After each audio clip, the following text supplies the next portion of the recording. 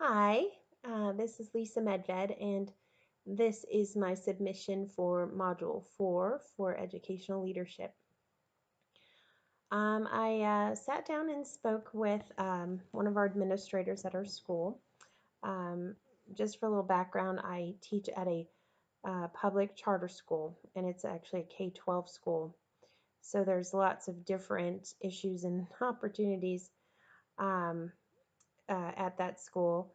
I'm in Colorado, so looking at the Kansas accreditation process was a little bit different, but certainly enlightening and quite logical to provide rubrics in order to um, help schools and districts to improve to get the results that we're all wanting.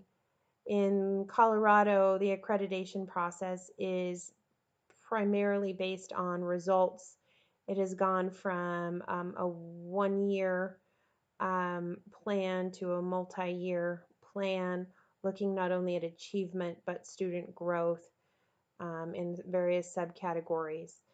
So the accreditation process is a bit different in Colorado. But anyhow, my administrator and I sat down and looked at the 4 R's in the Kansas process. And some of the strengths that we saw for our school is the relevance piece, specifically in the resources, adoption, and professional learning in regards to curriculum. Also, strength. Well, getting back to that, actually, we just went through an adoption process for a new ELA curriculum for the K-5 part of our school and did utilize many different stakeholders and used data in order to drive the uh, um, uh, searching for a new curriculum in the first place. So we're not certainly modeling, but transitioning, I would say, if we were, grading ourselves on that rubric. Also, we had some strengths in responsive culture, specifically in leadership. We both thought that we were transitioning and in some cases modeling that leadership is communicating expectations for results clearly and consistently, that they are communicating indicators of our strategic plan to all stakeholders. So we have some strengths there. Um, I want to go on to real quick the improvements that we identified and then go on to how I would go about improving those areas. One is in relationships. Specifically, there we really don't have a lot of evidence in our school for peer opportunities and peer um, uh, relationships in order to promote professional growth among staff that have 3 or more years experience and leaders in 3 or more years experience. We primarily focus on first year teacher and interning administration. So there really isn't a lot of growth beyond that, at least in a formal way. Also, in the area of rigor, data specifically, we are in the beginning stages of supporting our staff in a technical support and some training in data, but it's not very formalized at all. Certainly, it's classroom teachers looking at data, not all staff. It's very infrequent and not formalized at all, and it is in a minimal way in informing our instruction decisions. So going forward with that, how I would go about improving those areas as far as the data is concerned, just being a classroom teacher and then also being in this program, I can see where there's sort of a disconnect in what administration thinks is happening with data and what actually is happening with data.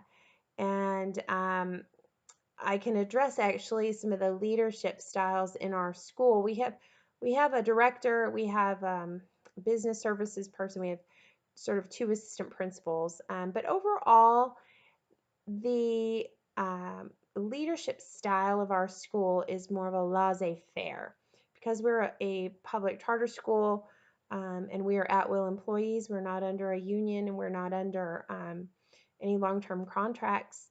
They basically hire who they think are going to be the best, I suppose, and expect you to do your job.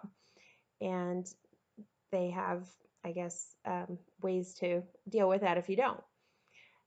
So they are very hands off. They have hired who they think are the best and expect you to perform at that level. That being said, they also have some autocratic tendencies, in that there will be some pretty clear, um, hard directives coming down top to bottom, and really not a lot of input. So there's a laissez-faire with some autocratic um, characteristics. So getting back to the data, um, they're expecting the staff to be using data in a certain way that is not actually getting done. And I think that's because many of us have not been trained in how to most effectively use data. And I think that also goes for the leadership as well. Data is really important, but it doesn't seem like anybody's really good at using it. So I would go about actually starting with some serious training at the top, if I were the leader myself and my immediate subordinates, to train, and then to roll that out to the staff, and with some very, very clear expectations, just like you would teach a class. You would lay it out where what you would want them to do. You would show them what you want them to do. You would do some of that together, and then you would get to the point where, yes, they are doing that. So that's how I would go about sort of addressing this data usage effectively and efficiently for driving instruction, would be to do more training and a lot of modeling and some very, very clear expectations with deadlines, so that folks know what they're aiming for. The other area, as far as relationships, peer relationships, I just don't think that's really on the radar. I think at our school, again, people are kind of expecting everyone just to be doing their very best. And I think we forget that we can always improve. Everybody can always improve. And so I think just providing those opportunities to get into your peers' classrooms and just seeing what other folks are doing, not for evaluation purposes and not certainly for critique, but for your own personal growth, to grow off of what other people are doing.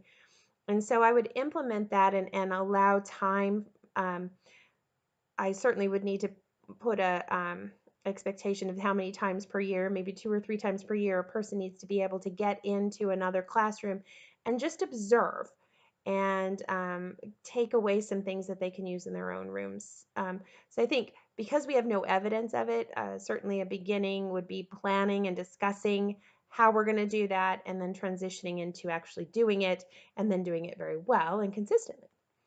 So I think I've addressed every question. I'm sure I've left something out, but thanks for listening to my long video, and have a great night.